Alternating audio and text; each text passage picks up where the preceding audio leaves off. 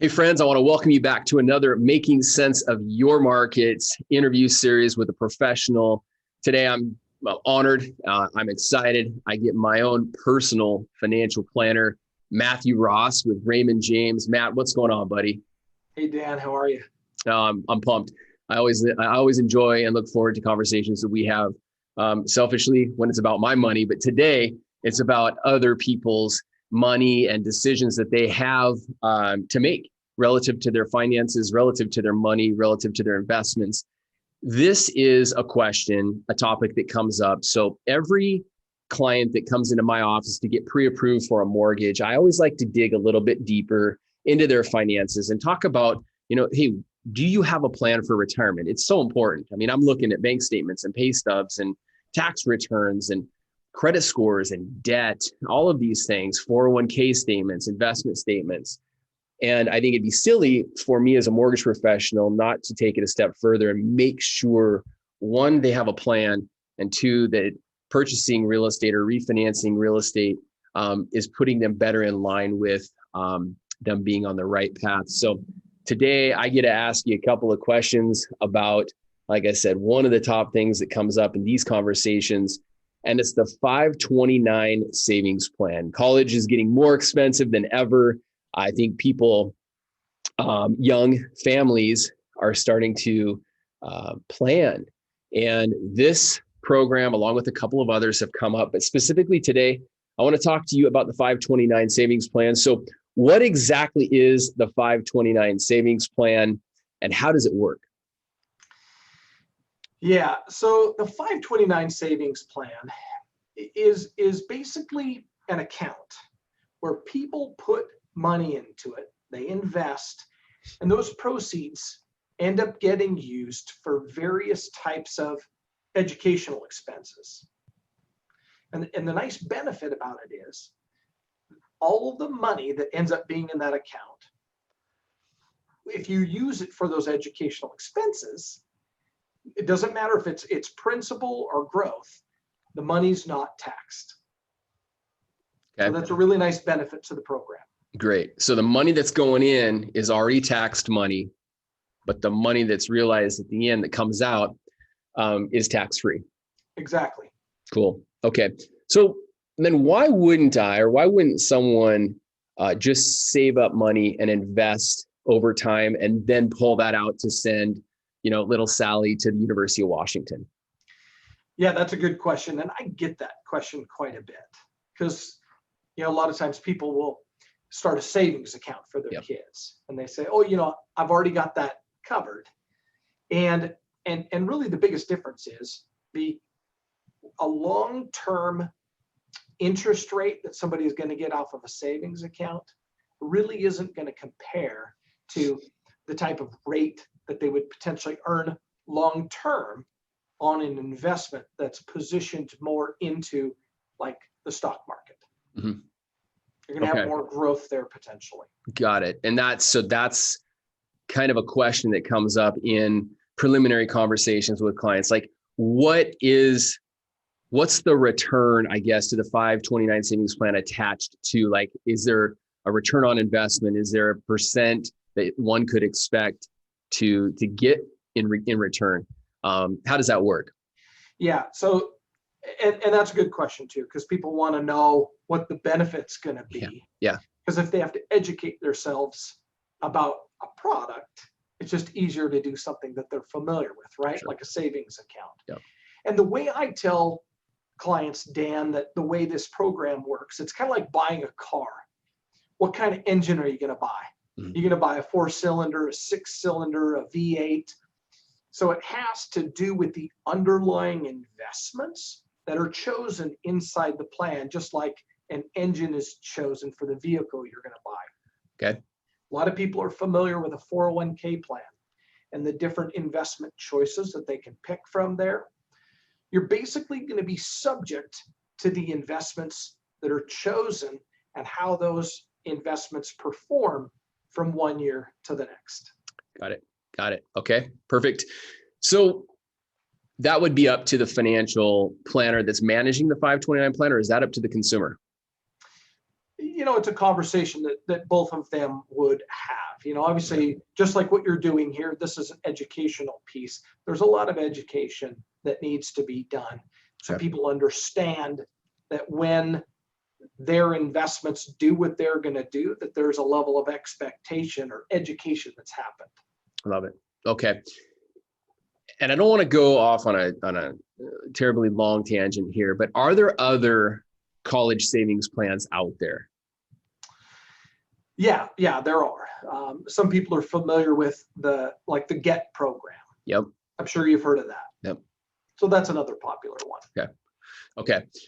Today we're talking about the 529 plan, and we're doing that for a reason. It's one that's coming up most in conversations, and it's one that I personally have hand selected to talk with Matt about. So let me ask you this. So a part of the 529 plan is the beneficiary. Let's say, for example, I've got two kids. I have Allie and Hudson. Allie's my 14-year-old, Hudson's my 12. And I've got a plan put together for Allie.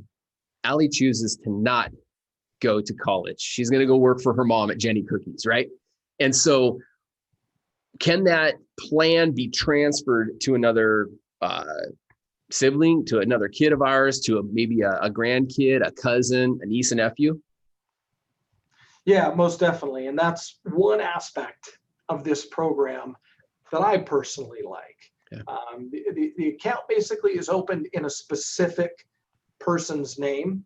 And yes, it can be changed. Yeah. And now one thing that I will say is certain changes in beneficiaries may result in a taxable event. But for the most part, the scenario that you just offered, if Allie doesn't go, yeah, you can change it to Hudson's name. Love it. Okay. Wow, that's a great feature. From a dad who's paying into the program, that's a great feature because you get down the road, like especially, and this is a program too that really takes advantage of compound interest over time. So this program will reward you the longer you pay into it, right? So as I started when Allie was 1 or 2, and paid into it until she was 17, 18, there's gonna be some money in there versus me starting at 14 and paying into it for 4 years. So that's really great to know. I know there's been some changes made to this program in 2020. In fact, there was an act that was passed that made some changes to it relative to the 529 plan being allowed outside of just university and college programs. So can this program be used for like trade schools, private school, maybe private high school education or elementary education or apprenticeship programs?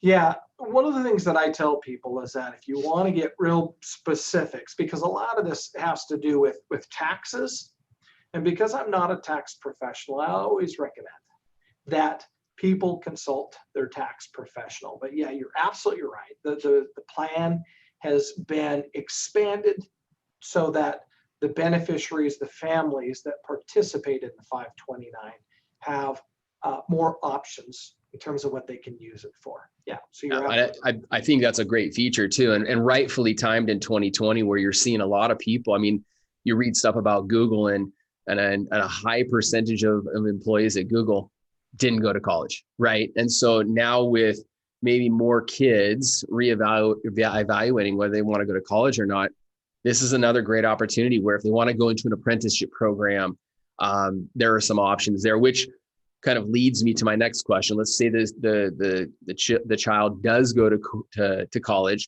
Can the 529 program be used for things outside of tuition or more than tuition? Yeah, most definitely. It can be used for things like you said, tuition, but also room and board, books, supplies, computers, like related type equipment to schooling, repayment of student loans, things like that. Oh, cool. Okay. No, that's super helpful. Last 2 questions. Let's talk about on the flip side, what are some of the biggest risks with this program? Yeah. I'd say that there's a couple of risks here. One of the things is you kind of alluded to it earlier. If you'd started Allie when she was 1 as opposed to when she's 14, if you start this plan too late in the child's life, there potentially isn't enough growth to justify the associated cost with going into the program. So that's number one. Number two, if you're invested too aggressively leading up to taking withdrawals, if the market drops, the balance drops correspondingly, maybe it wipes away those gains that you had. Lastly, conservative investors may not see as much growth as someone who invests more in the market, in equities over a longer time horizon. So they wouldn't see as much of the benefit. So those are some of the biggest risks. Yeah. And just because you're here and I'm the host of this call, that's the option that I chose to both my wife and I are entrepreneurs. We're self-employed and we have the ability to earn. We're in control of our earnings versus being on a set salary. And so what we've chose to do is put the money, have you invest it in the stock market and invest it and manage that over time. And in the next 5 years, when we need to send Allie, if she wants to go to college, we'll have the ability to pull some money out or plenty of money there to pull out. So I appreciate you touching on that. One last thing, let's wrap up with this. What are some of your best tips and closing comments, closing advice on this program? Yeah, absolutely. I suggest that people invest monthly. The term that we use in the industry is called dollar cost averaging. You can take advantage of the highs and lows by putting money in on a regular basis. I suggest that people start as early as they can to receive the maximum amount of compounding benefit. You alluded to it earlier. So that when there is a drop in the market, this dollar cost averaging can kick in. I would say that's probably my biggest tip. That and make sure you keep good tax records and consult a tax professional when making these withdrawals and figuring out what you're going to use the funds for. I love it. Yeah, that's incredible advice. One of the best things that I've learned from you is that dollar cost averaging. Dan, don't focus on the highs and the lows, just be consistent. And in business and in life, consistency always wins. And so consistently living below your means, consistently saving, and consistently investing. So listen, I appreciate your time, my man. I know you're busy and you got a lot going on. And I know you're growing. I saw your video yesterday and you've just expanded in your office. So congrats there. If you have any questions on this information, feel free to reach out and happy to connect you with Matt. But appreciate you and we will see you all real soon.